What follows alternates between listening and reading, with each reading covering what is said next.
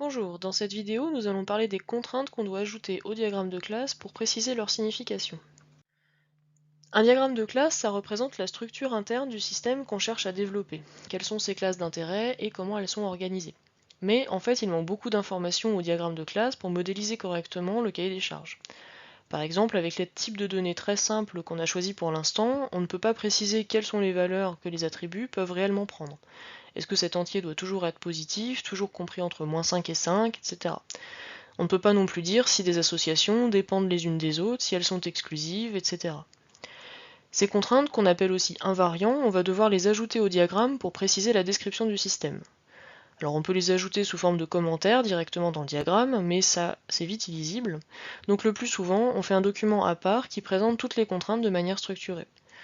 On peut aussi utiliser des langages dédiés comme OCL par exemple pour exprimer formellement ces contraintes. Alors, qu'est-ce que c'est qu'un invariant? Un invariant, c'est une propriété que le système doit vérifier à chaque instant de son existence, à chaque instant de son exécution. Ces propriétés, en général, ce sont des contraintes sur les objets qui peuvent exister dans le système ou les relations qui peuvent exister entre ces objets. Ces contraintes interdisent certains diagrammes d'objets, en fait.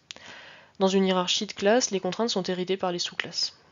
Le fait de préciser ces contraintes, en fait, ça permet de mieux prendre en compte les exigences du cahier des charges, donc de mieux y répondre. Il faudra que ces contraintes soient prises en compte au moment de l'implémentation pour que le système corresponde à ce qui est demandé. Pour l'instant, les seuls invariants qui sont présents dans un diagramme de classe, ce sont les types des attributs et les multiplicités sur les associations. Tous les diagrammes d'objets qui respectent les types et les multiplicités sont des instances valides du diagramme de classe a priori. Par exemple, on prend une classe produit, dont les attributs sont l'identifiant, le prix hors taxe, la taxe à appliquer et le prix de toute taxe comprise. Rien n'empêche a priori de créer des instances de produits avec un identifiant déjà utilisé par un autre produit, un prix négatif ou une taxe égale à 300. Il faut donc ajouter des contraintes à la classe pour modéliser correctement ce que c'est qu'un produit. On peut les ajouter directement dans le diagramme ou sous forme de notes, mais le plus clair c'est de les mettre dans un document à part, comme ceci. Parmi les contraintes, on peut dire aussi que le prix TTC est égal au prix acheté augmenté de la taxe. Si on dit ça, on dit en fait que le prix TTC peut être calculé à partir d'autres informations du diagramme. C'est ce qu'on va appeler un attribut dérivé. On le note dans le diagramme en mettant un slash devant l'attribut. Alors il faut se demander si cet attribut est bien utile, vu qu'il peut être calculé à partir du reste, et s'il ne va pas être plus coûteux de le maintenir que de le recalculer seulement quand on en a besoin. Les contraintes, elles peuvent aussi porter sur les associations. Par exemple, on a vu que les multiplicités qu'on peut mettre au bout des associations sont finalement assez vagues, et en particulier, on ne peut pas contraindre une multiplicité en fonction d'un attribut. Par exemple, ici, on aimerait que le nombre d'objets places auxquels une salle de spectacle est associée soit exactement égal à la capacité de la salle. Mais tout ce qu'on peut faire au niveau du diagramme, c'est mettre une multiplicité 1 étoile. Il faut donc ajouter la contrainte sur la capacité explicitement, comme ici en commentaire du diagramme par exemple.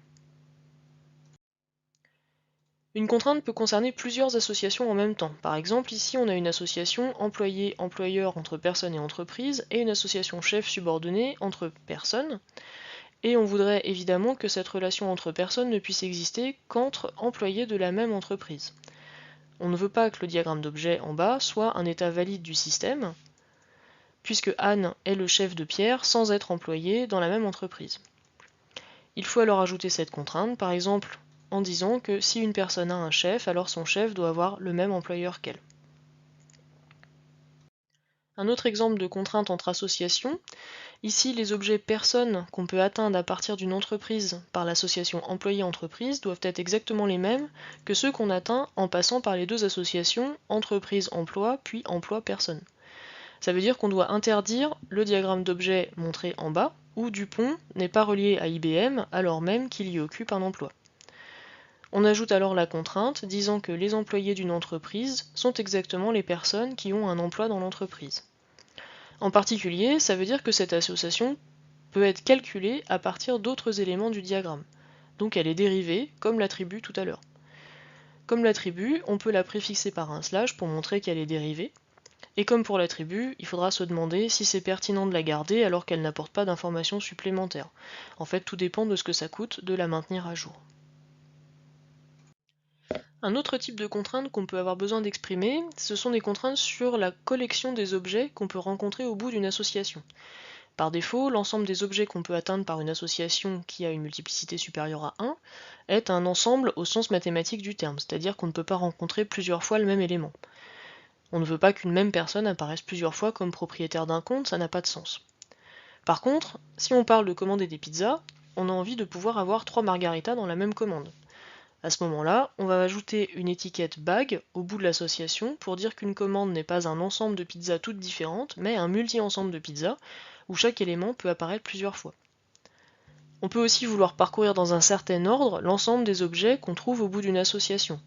Par exemple, des parents ont un ensemble d'enfants, ordonnés par leur date de naissance. On utilise l'étiquette ordered. Enfin, si on veut que chaque élément puisse apparaître plusieurs fois et qu'on veut pouvoir parcourir l'ensemble des éléments dans un ordre donné, on va contraindre l'association avec l'étiquette sequence pour pouvoir utiliser des multi-ensembles ordonnés. Par exemple, un polygone est défini par un ensemble de points dans un certain ordre et où le même point peut servir plusieurs fois. Voilà un résumé des différentes contraintes qu'on peut avoir sur un diagramme, des contraintes sur les attributs, sur les associations et entre associations. Et voilà un exemple de contrainte exprimée en OCL pour vous montrer un peu à quoi ça ressemble. Le langage OCL, c'est un langage formel défini dans une norme par le même organisme qu'UML. Ici, je donne juste quelques exemples sans rentrer dans les détails de sémantique. Pour chaque contrainte, on précise la classe concernée avec le mot-clé contexte.